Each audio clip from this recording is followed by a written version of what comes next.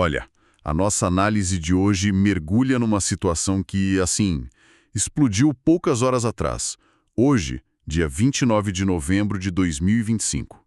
A gente tem em mãos uma única fonte, que é uma matéria da revista Veja, mas o conteúdo dela é um verdadeiro barril de pólvora geopolítico. Estamos falando de uma escalada de tensão, súbita e muito perigosa entre os Estados Unidos e a Venezuela. O estopim de tudo foi um comunicado, se é que podemos chamar assim, de Donald Trump, que, em poucas palavras, colocou toda a América do Sul em alerta. A nossa missão aqui é, então, dissecar essa declaração, a resposta que veio imediata e muito calculada do governo de Nicolás Maduro, e o contexto, que é bem assustador e que transforma essa troca de farpas em algo assim muito mais sério do que parece. Sem dúvida. E é fundamental a gente entender, desde o começo, que, embora o gatilho tenha sido, tipo, um post numa rede social, a gente está muito além de uma simples briga online. Com certeza. É uma demonstração de poder de um líder global que desafia diretamente a soberania de uma nação, sabe? E com implicações imediatas para a segurança regional e, como a gente vai ver, com um custo humano que já começou a ser cobrado. A escolha de cada palavra, tanto em Washington quanto em Caracas, é uma peça nesse xadrez de alta tensão. Perfeito. Vamos começar então pelo catalisador de tudo isso. A mensagem do Donald Trump na plataforma dele, a Truth Social. O que já é interessante por si só, né? Não estamos falando de um comunicado oficial do Departamento de Estado com todo aquele peso diplomático. Exato. É um post direto, sem filtro. E essa escolha do canal já é a primeira camada da estratégia. Usar a Truth Social permite uma comunicação que é, ao mesmo tempo, oficial e extraoficial. Se a reação for muito negativa, sempre dá para alegar que foi só um post, sabe? Não uma política de Estado formal. Mas a mensagem chega com a força do cargo que ele ocupa. É uma ambiguidade que serve como arma. Permite máxima pressão com mínima responsabilidade diplomática formal. E o conteúdo da mensagem é onde a coisa fica realmente sinistra. Ele não apenas recomenda que se evite o espaço aéreo da Venezuela. Ele se dirige a um público muito específico. É uma mistura bizarra. Companhias aéreas, pilotos, traficantes de drogas e de pessoas. E aí ele conclui dizendo que a área deve ser considerada totalmente fechada. O que significa isso? O que se faz com uma lista dessas? Essa lista é, assim, uma obra-prima de guerra psicológica. Ao colocar companhias aéreas e pilotos, que são atores legítimos, civis, Sim. na mesma frase que traficantes de drogas e de pessoas, ele contamina todo mundo. A insinuação é clara. O espaço aéreo venezuelano é uma zona sem lei, onde atividades legais e criminosas se misturam a ponto de, serem indistinguíveis. Ele não está só emitindo um alerta de segurança, ele está criminalizando um espaço soberano inteiro. É uma acusação implícita brutal. Ele está dizendo que voar ali, mesmo que se você seja um piloto de uma linha aérea comercial, te coloca na mesma categoria de um criminoso internacional. Precisamente. E a parte final, totalmente fechada, é a ameaça velada. Fechada por quem? Sob qual autoridade? Isso abre a porta para todo tipo de interpretação, e todas são preocupantes. Sim. Pode ser o prelúdio para uma zona de exclusão aérea, que é um ato de guerra. Que exige patrulha militar, claro. Exato. Pode ser um aviso de que operações secretas estão em andamento ou prestes a começar. A falta de detalhes é o que torna a ameaça tão potente. Deixa o adversário no escuro, forçando ele a se preparar para o pior cenário possível. A matéria da Veja não exagera ao sugerir que isso soa como preparação para uma ação militar. E diante de uma ameaça tão ambígua e ao mesmo tempo tão direta, a reação de Caracas teria que ser forte. E foi. A resposta veio quase que imediatamente, não foi? Parece que eles já estavam com a nota pronta na gaveta. A velocidade da resposta sugere exatamente isso, que o governo Maduro já opera num estado de alerta constante, com protocolos de crise prontos para serem ativados. E a nota de repúdio do Ministério das Relações Exteriores, divulgada pelo ministro Ivan Gil Pinto, não foi via Twitter, mas pelo Telegram, outra escolha de plataforma interessante. Buscando um canal mais seguro para eles, talvez. Provavelmente. Mais seguro e direito para a base deles. E a linguagem que eles usaram, nossa, não deixaram pedra sobre pedra. A matéria destaca os termos ameaça colonialista, hostil, unilateral e arbitrário e incompatível com os princípios mais básicos da lei internacional.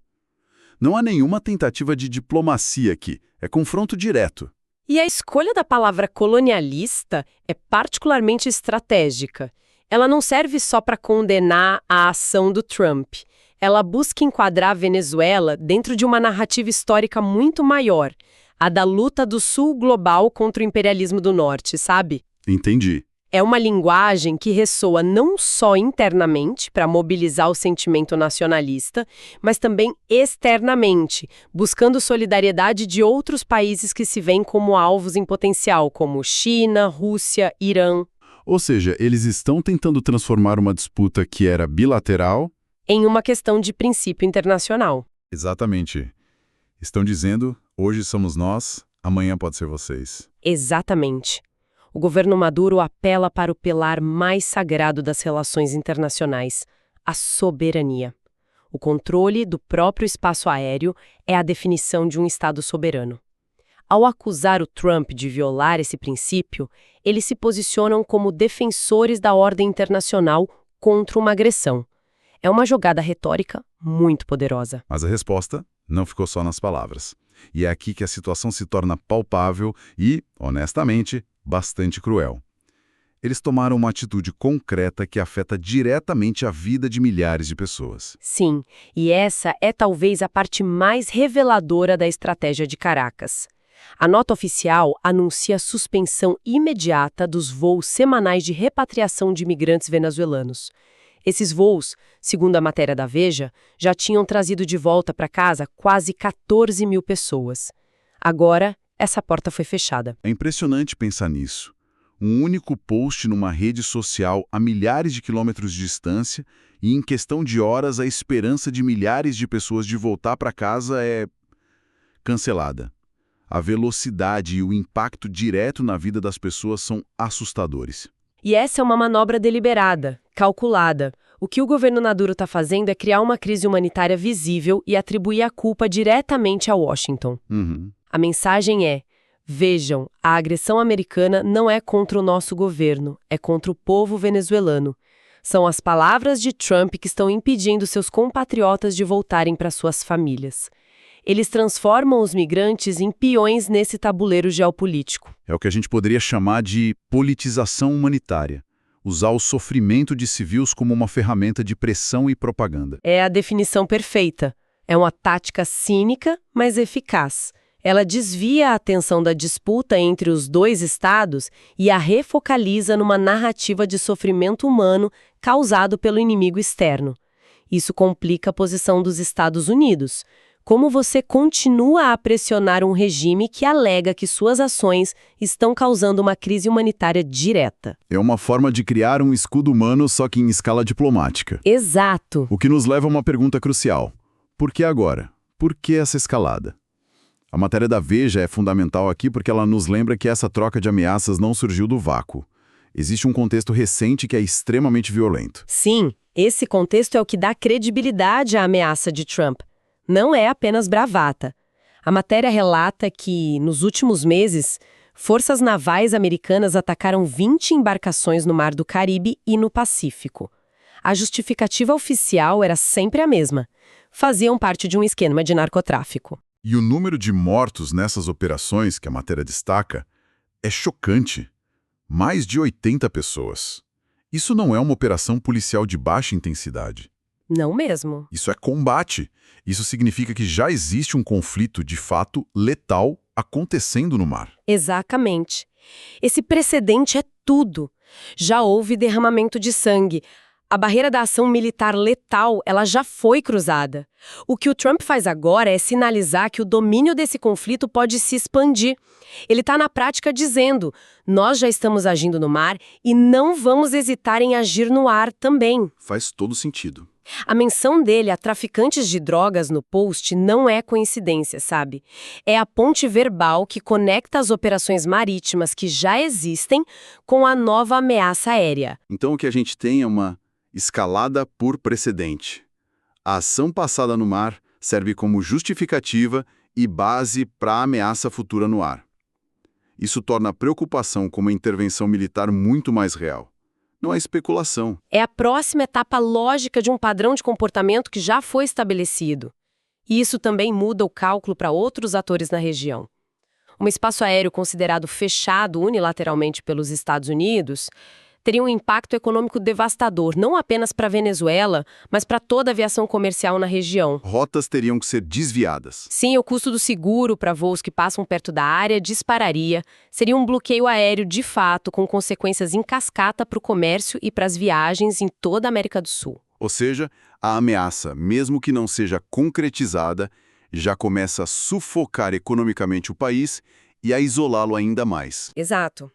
É uma forma de guerra híbrida. A ameaça militar, a pressão psicológica e o estrangulamento econômico se fundem numa única ação, iniciada por um simples post.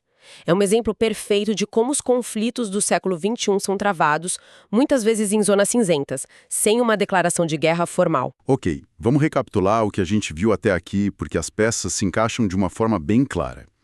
Primeiro temos o que podemos chamar de guerra por tweet, ou, nesse caso, por truth. Uma declaração ambígua de Trump que serve como ameaça militar e ferramenta de pressão psicológica.